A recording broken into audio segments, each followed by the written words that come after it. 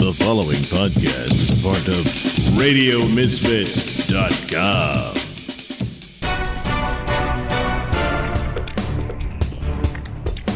And now it's time for the Mr. Nailsin Show.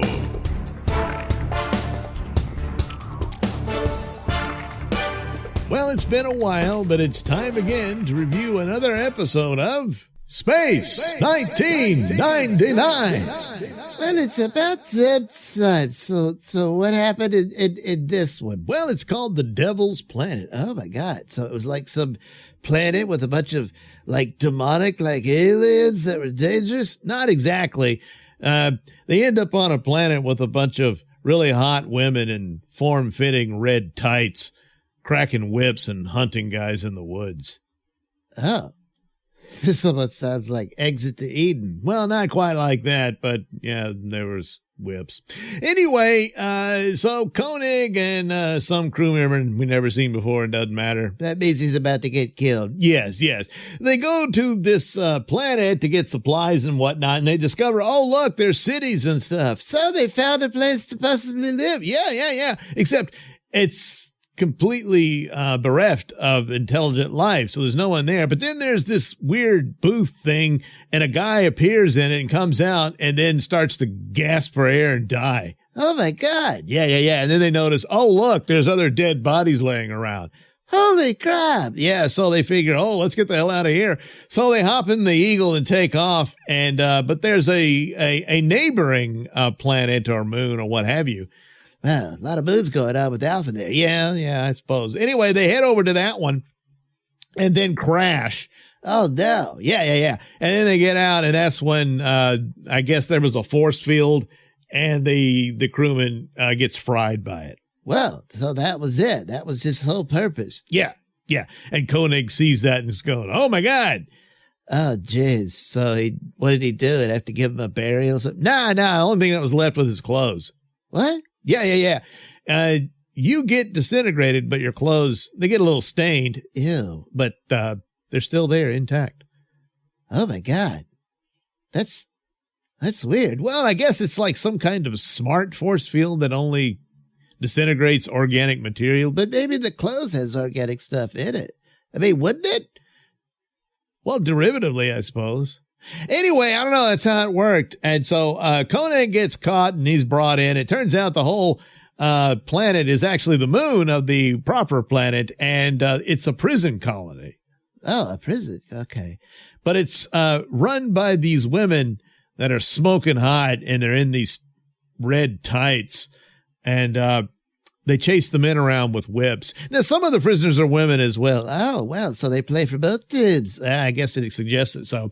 But the warden, she's the one who rules everything, and her and I guess the main, I don't know, interrogator or scientist or whatever the hell she is, they both know that everyone's dead on their home planet, but the rest don't. Oh, so how come they don't? No, and I mean, why do they keep him in prison? I mean, what the hell? Their whole society's gone. Yeah, I know, but she'd lose all her authority and power. Oh, what a psycho bitch. Yeah. But in the meantime, she's taking a fancy to Koenig. Oh, really? Oh, yeah, she wants to get herself some Koenig. Well. So, but of course, she reads his mind through some sort of machine. Really? Yeah. And they see that he's in love with Dr. Russell, you know. That's sweet. Yeah, I guess. Anyway, so Koenig's got to get out of here. He says, hey, you better let me go because my guys are going to come looking for me. So they stage his death. She strips him down and dresses him up in some little shiny pajamas or some shit. Oh, my God. Yeah. And then they get some other stooge to wear his suit, and then they disintegrate him. Holy crap. Yeah. And so the crew from Alpha shows up, and they show him the stained clothing of Koenig, and they tell him, oh, man, it's sad, but, you know, it happens. And they're like, oh, damn. So they hop back in their Eagle and take off, while Koenig is up in the Gordon's little, you know, bachelorette pad, banging on the window saying, I'm up here. They didn't hear him? No. It's supposed to be like this small little outcropping of the building, I guess, but it's like really high up and far, far away in the tower. Of course, the building just looks like a crappy dollhouse, because at this point, despite a lot of the footage and special effects and spaceships and some of the models and stuff early on were really good for the time. But after a while, they just, I don't know, I guess didn't have the budget anymore to shoot it right. Didn't have the same camera that can photograph miniatures like that to make them appear like the real thing, So it's obviously a toy and whatnot. Well, that really takes you out of well, for a while. But anyway, the point is they think he's dead. They leave and he's stuck, gonna have to be the plaything of the warden unless she gets mad. Meanwhile, they get bored. So they tell the prisoners, hey, if you want to take on the hunt, we'll hunt you down. And if you escape, you manage to get to the booth and you can escape to the other planet. But if they go to the other planet, they're going to die. Yeah, they don't know that. But and if they get caught, they die too. So, oh my God, it really is the devil's planet. Yeah, pretty much. I mean, at the end, they end up blaming the warden and stuff, but they're all into it. I guess the scientist lady's kind of looks nervous and, maybe we shouldn't do this, but that's about it, Holy shit. What? I mean, my God, these bitches. Yeah.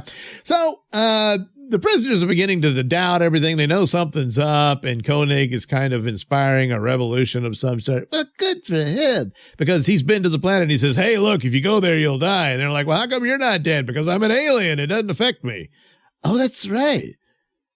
So whatever it is, it must have been, some sort of chemical warfare or plague? Probably something like that. But, even though they're all human beings, look, at least, physically anyway, but for whatever it is attuned to their metabolism, not his. So he's fine, but they can't go there. So anyway, he challenges the warden and he leads them on a chase, but he outsmarts them using the crashed eagle and whatnot. And he gets back to the base, which is really stupid. How does he do that? They just let him. What? Yeah, the warden says, just let him in. I guess she still really wanted to do him, but she didn't want him to get too damaged, Oh my God. Yeah, so they just let him walk into her office where she has a transport booth back to the planet. And then he says, hey, you know what? I'm going to the planet. And he says, if you want me back, just follow me and come get me. So he steps in and leaves. And so the warden is like, oh, damn it. So everybody's like, hey, how come you're not following me to bring him back? Is what he said true about everyone being dead? And she's like, habit. So she's losing all her power. No one believes in her anymore. So she figures she'll get into the booth and go back to the planet. But she's going to die if she goes there. Yeah. But when she gets there, she comes out, before I die, at least I'll take you with me. So she tries to shoot him a couple of times, but only a few steps. She's breathed in the air and she collapses and dies. Well, good riddance. What an idiot. Yeah, pretty much. And then Koenig, while he was in the crashed eagle, managed to get a signal device, and he's able to signal Alpha, and they come back and pick him up off the dead planet. Well, wait a minute. That dead planet is dead for the original inhabitants, but now it's like a planet with cities and stuff. Oh yeah. Advanced society and everything. Well, why don't they just live there? I mean, the people stuck on the moon, they'll have to figure their own crap out, but the Alpha people, they can take over that planet and just move on in. I mean, the others can't live on it. There's some sort of disease or some shit. Yeah, I suppose they could have chalked it up saying that if they lived there longer, eventually they would develop a lack of immunity to it. That's not really how that works. Well, I mean, they would originally have it, but now they're exposed to it over a prolonged time. Maybe it would. Well, did they indicate something like that? Nah, they just left. Oh. Well, that's, This wasn't really that great of an episode. No, not really, but I gotta say, those chicks in the outfits, that was great. Well, I guess there's that. There is, and there was. So anyway, there you go. Another episode of Space 1999.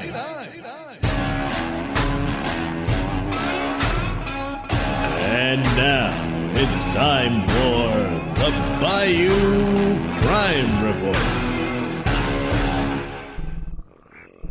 man rapes woman in Calcasieu and then made her drive him to Iowa on the morning of his alleged criminal spree. Hey, I'm Red Neckerton. Well, a Lake Charles man who was arrested in January for a multi-parish crime spree is now facing new accusations that include rape and kidnapping. Shannon E. Morris, 26, was arrested in Doosan after being accused of a series of crimes across Iowa, Crowley, Rayne, Acadia, and Lafayette. The alleged crime spree started around 3 a.m. on January 31st when Morris forced his way inside a woman's home, locking the door behind him. Morris allegedly demanded money from the victim, raped her, and threatened to kill her. Morris then stole a gun from the victim and forced her to drive him to Iowa. Around 8 that morning, Morris allegedly approached a woman in the parking lot of a store on Miller Avenue with a gun, probably the same one, and demanded a ride to Jennings. The victim attempted to let Morris take the vehicle, but he forced her into the passenger seat and left the business, driving east on I-10. The incident continued into Acadia Parish, where additional investigations with other law enforcement agencies are ongoing. Calcasieu detectives later learned that the previous day, Morris showed up at another victim's home in Lake Charles in the early morning hours and sexually assaulted her. Morris again locked the victim in a room and prevented her from leaving, claiming he had a gun. The victim was eventually able to get Morris to leave the home. Wonder how she did that. This led Calcasieu detectives to issue 3 warrants for Morris's arrest between February 1st and 4th.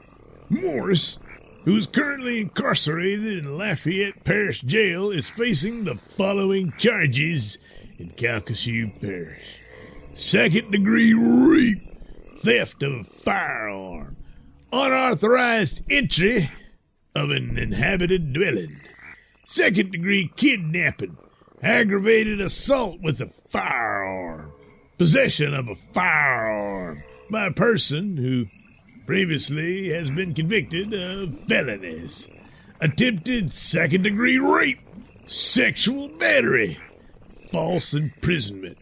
I guess that was that woman in Lake Charles he locked up or whatever. His total bond has now been set at $3.23 million. I'm betting he ain't got that scratch. Acadia Parish Sheriff's Office, Lafayette Parish Sheriff's Office, Crowley Police Department, and Doosan Police Department are also assisting the Calcasieu Parish Sheriff Office in the investigations, and Morris is facing the following charges from those agencies: armed robbery, 2 counts, carjacking, aggravated battery, first-degree rape, false imprisonment. Man, he locked another one up. Aggravated burglary, possession of a firearm by a convicted felon. Well, that stands to reason because he's a convicted felon all along, you know. Makes you wonder what he's doing out. Authorized entry of an inhabited dwelling, illegal possession of stolen things. Probably because he stole it. Well, that's the rundown of Morris's latest little crime spree. One wonders what he was convicted of before. And what's it going to take to keep him locked up? Or better yet, under the prison. You know what I'm saying? Yeah, you know what I'm saying. So, what's it going to take? You know, is he going to get let out again sometime down the road? And after doing all this bullshit, what do you think he's going to graduate to? I think we all know. So, it's in your hands, long arm of the law. It's in your hands. For the Bayou Crime Report, I am Red Neckerton, reminding you to keep your goddamn holes clean. The Bayou Crime Report is a presentation of Nailsin Productions.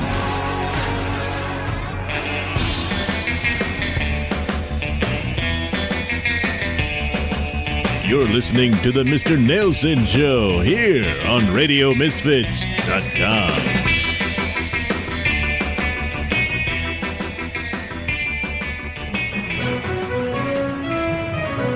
This is a Nailsin News Bulletin. Video shows woman hurdling first date brick through ex's window. Hello, I'm Mr. Nailsin. A woman denied throwing a first date brick through her ex's window, but according to deputies in Lee County, Florida, surveillance footage caught her in the act. I live here, Sabrina Deanna Coyne, 34, told deputies in body camera video dated the night of January 24th. The ex said, however, that Coyne moved out of the house when they broke up about 6 months before. Turns out he's the sole owner of the residence, according to county property appraisers' records. The deputies found no women's clothing in the residence. It's not even his own. And no indication Coyne was getting mail there. The video, heavily edited by the sheriff's office, shows the first deputy finding Coyne at the front door. I'm trying to get in touch with my ex-husband, Coyne said. According to documents, the man said they had never been married. The ex was sleeping on his couch in the living room, waking up to the sound of loud banging on the windows and front doors. Shortly thereafter, he heard a loud noise indicating glass breaking coming from the front living room. On video, a deputy asked Coyne if she had been banging on the door. I banged on the door because he wouldn't let me in, she said. She denied throwing anything at the window, but in the edited footage, the sheriff's office pointedly repeated the surveillance video in which a woman, Coyne, picked something up from the ground and tossed it while holding a flashing object, apparently her cell phone, in the other hand. I did not break the window, she said on body camera. The sheriff's office described the item as a first date brick. A close-up picture from authorities showed that it commemorated a jet skiing tip from June 14th, 2020. Coyne was arrested for criminal mischief and throwing a deadly missile into an occupied dwelling. She posted $7,500 bond on January 26 and is scheduled for a later arraignment. Well, let's take a look at that footage. I mean, how can we not? You're the one banging on here? Yeah, I'm trying to get in touch with my ex-husband. Oh. Were you banging on the doors all along? I banged on the door because he won't let me in. You live here or no? Yes. Or you used to? I live here. Did you launch anything in there? No.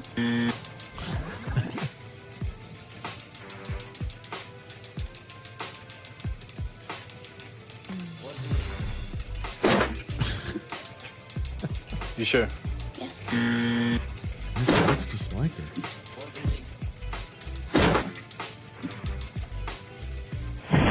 No. Sugar Boo, don't do this. If you cannot afford a lawyer Sugar Boo! Wait, or breaking the window with I a didn't brick, break the window. we'll speak I about did that not now. break the window. If you want to speak to me about it, we can, but I have Yes, to read I you the same want to rights. speak with you. Yes, I want to speak with you. I did not Just break give me a the second so I window. can read your rights and then we'll go from there, okay? Wait, officer, Yeah, let's go to- officer, I did not break the window. Okay, we'll speak about that break now. the window. I did not break the window. Oh my God. Oh, man, that's too bad. That's too bad for Sugar Boo. This has been a Nailsin News Bulletin. The Mr. Nailsin Show is brought to you by, well, me, Sun King. Yes, that's right. And of course, you can enjoy my adventures here on the Mr. Nailsin Show rather regularly. But you can also see my adventures in full color within the pages of my comic book, also called, guess what? Sun King. Yes, that's right. You need only head over to indieplanet.com and search for Sun King, and my comic book can be yours. Don't delay. Order a copy today. Smellog's Poop, the super delicious laxative, presents The Adventures of Sun King. Faster than the speed of light, more powerful than an atomic bomb, able to leap the moon in a single bound. Look! Up in the sky! It's a comet! It's a UFO! No! It's Sun King! Yes, Sun King. And who, disguised as mild-mannered tabloid reporter Mark Milktit, fights a never-ending battle for truth and justice. Mommy's being threatened by this little bitch something. You not hurt, Mommy. What? Oh my god! What the hell is that? Oh, I'm afraid that's another one of Rex's clones that Maximite has managed to resurrect. I guess you can just think of him as the retarded brother we didn't know about. Oh yeah? Well, right now I'm just gonna think of him as a monster that needs to be taken out. Oh, well, be careful, Sunshiner. He's coursing with dark matter energy. Wait, what? No, damn it. Sorry about that, Sunshiner. I probably should have mentioned he's, coursing with dark matter energy. Stupid little bimbo. And now, Sun King, the apparatus is automatically beginning our procedure. Just what the hell is going on in here? Sun King and my wife strapped to some sort of contraption? Green. What the hell is all that? Rex Ray! Oh, Rex, honey, what are you doing here? Well, Maxine, it appears several of my properties have recently been ransacked and gutted. So I began to investigate, which led me to this one, the last one on the list. And what do I find? A nefarious plot against me from Sun King. What? Oh, that's ridiculous, Rain. Cut the crap, Sun King. I always thought that goody two-shoes Boy Scout image of yours was all fake. Finally, you've shown your true colors by stooping to kidnapping my wife. Don't be ridiculous, Rex. This is obviously not what it looks like. You don't know the half of it. I mean, good Lord. Oh, come on. Do you really think I would strap myself to some machine? Who the hell knows what kind of perverse crap you're into, Sun King? But it's all over now, and damn it, what the hell's going on in the next room? Is that some of your ASS friends trashing my property? Holy shit, what the hell is this? What? Firefly? What? Daddy! I mean, Rex! It's not Firefly, it's Sunshiner now! Now, whatever, you traitorous little bit. Oh my god, what is that? Stay away from Bobby. Wait a minute. Is that one of my clones? And why does it think that Firefly's its mother? It doesn't think that I'm its mother. It thinks your bitch of a wife is! Hey, who you calling bitch? Some things. Just take it easy. Mommy's okay. You can relax now. And later on, I'll get you a pudding. Oh, pudding. Yum, yum. Holy crap. Maxine, I think you've got some explaining to do. Oh, well, Rex, I got a lot of free time on my hands, and you were just letting all these secret properties of yours languishing in all those clones and formaldehyde. And I started thinking, hey, what about a little extracurricular activity, a hobby, if you will? And well, one thing led to another, and I realized that I could resurrect one of them, and also I could possibly transfer my brain into the body of Sun King and have all his powers. Cool, huh? Damn, Maxine, I didn't know you had it in you. I mean, you being a porn star and all. I mean, this is quite ingenious, really, but I gotta admit, I'm not crazy about you putting your brain in a man's body. Well, that's just it, Rex. That brain came from a man's body. What? I mean, The hell have you been smoking, Sun King? Come on, Rex. Do you really think a former porn star could go into all of this Dr. Frankenstein level mad science? Well, Shut up, Sun King! that may be the body of former porn star Maxine Askissa, but the brain in that skull, it belongs to none other than my old enemy, Maximite. Maximite? Oh, yeah, I've heard of him. Some sort of mad scientist or something. Mad scientist. Now, Rex, you gotta believe Sun King. Oh, my God. Well, that means sometimes oh my God, calm down. you disgusting, perverted monster. Do not hurt Mommy. What the hell? Holy shit. A quick blast from my dark matter ray gun will deal with you. No, Rex, dark matter's not going to work on him. It'll have the opposite effect as your wife, Maximite, used dark matter to power this clone. What? Oh, shit. Oh my God, Sun King. Something's going to just obliterate Rex Rain. I don't think he can outrun him forever, and I'm still too weak from the dark matter attack that he gave me. I mean, I hate Rex, but sometimes, he lost my first father figure. I'm so confused. Yes, well, don't worry about it, Sunshiner. Yes, don't worry about it, Sunshiner, because the automated surgical apparatus that Sun King and I are strapped into has begun the procedure. Soon I'll have all of Sun King's power, and I'll mop up this mess, and no one will be none the wiser. Well, that's where you're wrong, Maximite. Thanks to Sunshiner's battle with something and Rex Rain's sudden interruption of all of this gave me enough time to recharge my ultimate power. What? Oh no! Sun King, you're free! That's right, Sunshiner, and back to full power. But, oh no, here comes something again! Don't worry, Sunshiner, this time we'll face him together. But I've only barely recharged, Sun King. I'm still probably too weak to take him on, and one more blast of his dark matter energy, you'll be weakened too, and we'll be right back where we started. Damn it, Sunshiner, shut up and listen to me. Wait, what? With our combined might of stellar energy, we'll overpower his dark matter energy and, reverse its polarity and whatnot and cause a power implosion within him, and he'll collapse after that. Wait, really? Just as simple as that? Oh, yeah, I'd seen it on TV once. Anyway, let's do this.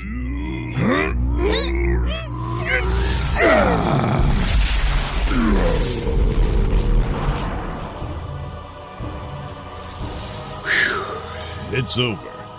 Yeah. Oh, man. It really took a lot out of me. Me too, Sunshiner. When we recover, we'll haul his carcass and toss him into the sun. Oh no! Huh? Oh, Maximite. The surgery apparatus is still active.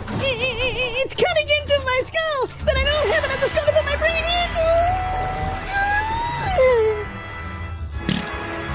Ew! Her brain fell out onto the floor. That wasn't her brain, Sunshiner. It was his. Oh yeah, right. You know, Sun King, this whole ordeal has brought back a lot of issues I've been dealing with considering where I came from, and oh man, beyond the physical, this has been, just emotionally traumatic for me. Yeah, gee, that's tough, Sunshiner. Sounds like the authorities are on the way to mop this mess up, and what a mess it was. Due to my stellar vision, though, I see no sign of Rex Rain. I assume he managed his escape. For once, this wasn't really completely his fault, although somewhat indirectly or whatever. Anyway, it doesn't matter. I'll catch you later. I gotta go home, take a dump, and then take a nap. I'm beat.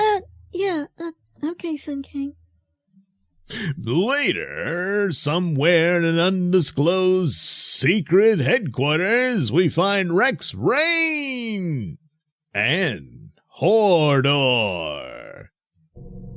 There, the brain is now stabilized, but soon I'll have to transplant it into one of your guinea pig chips. for it to survive in some amount of sustainability. Yeah, whatever. I just assume flush it down the commode after what that bastard did to me. Now look, Rex, you're just gonna have to deal with this. We can't let great skill and talents the likes of Maximite go to waste with the coming conflict. You're just gonna have to get over what happened here. I mean, look, you didn't know. He put his brain in the porn star body. Your masculinity is still unquestioned here, Yeah, that's right. Damn it. It's the body that counts. I mean, that was Ass Kiss's body, not his. No, just because that brain was in there.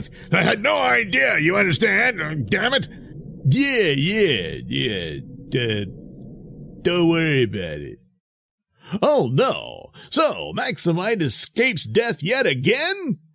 What nefarious plans do these three entities have in mind? Well, perhaps we'll find out in future episodes of The Adventures of Sun King. The Adventures of Sun King is a Nailsin production. All characters and stories are written and performed by me, Douglas Nelson, with music by Kevin MacLeod and other public domain sources.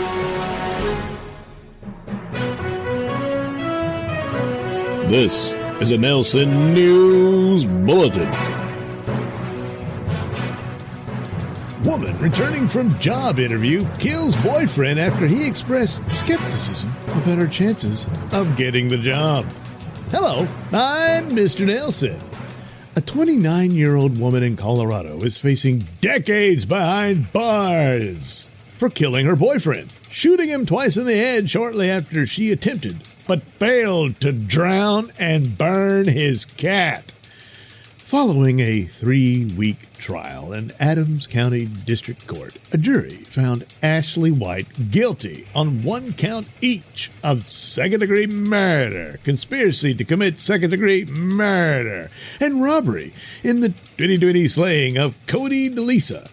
According to a news release from the 17th Judicial District Attorney's Office, White and DeLisa's relationship had grown volatile and strained in the months preceding his murder, with the victim often criticizing White for struggling to secure full-time employment. White expressed resentment, even writing in her diary that she regretted ever meeting DeLisa, the release states. Her frustration escalated after an incident in which she attempted to drown and burn DeLisa's cat, a behavior that raised alarms about her mental well-being. Well, how high did it raise it?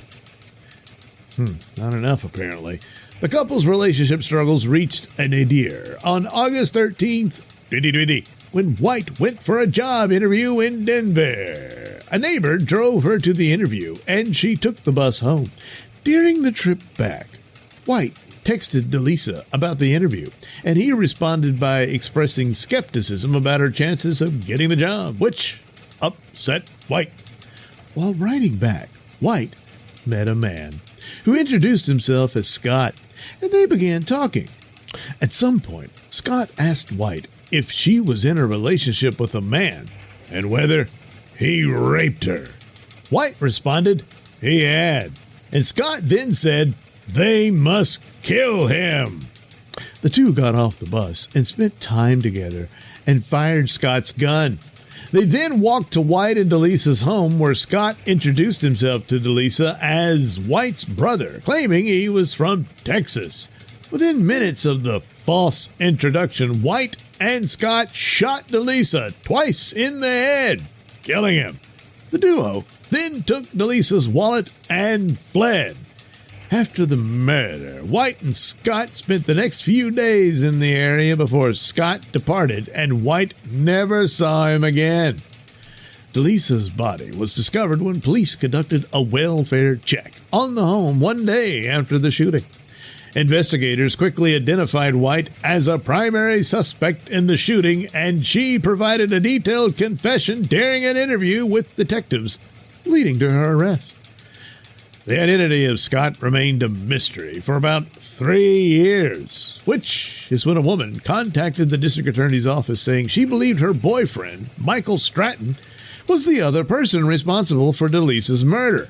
At the time, Stratton was already in custody for allegedly killing another man, 39-year-old Michael Hunt. That's right, Mike Hunt, in Pueblo, Colorado. Prosecutors say Stratton had been deemed incompetent to stand trial for Hunt's murder and has not been charged with killing Delisa. He's nuttier than Ashley. How about that?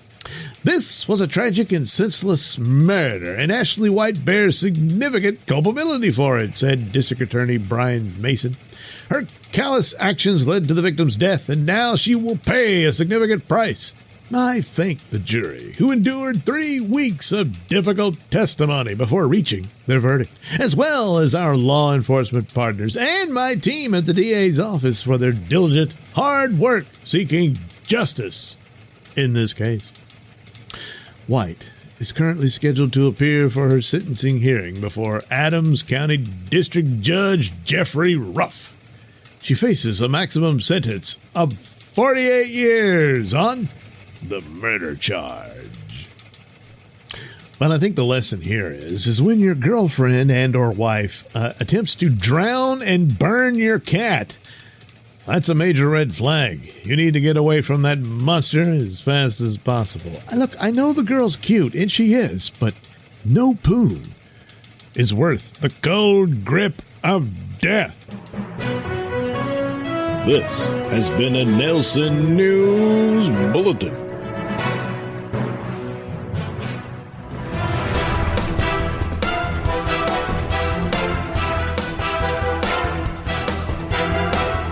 The views and opinions expressed during the Mr. Nailsin Show do not necessarily reflect those held by RadioMisfits.com. So, any complaints and or comments should be sent to @Mr. Nailsin on Twitter, where they will be promptly ignored and or blocked.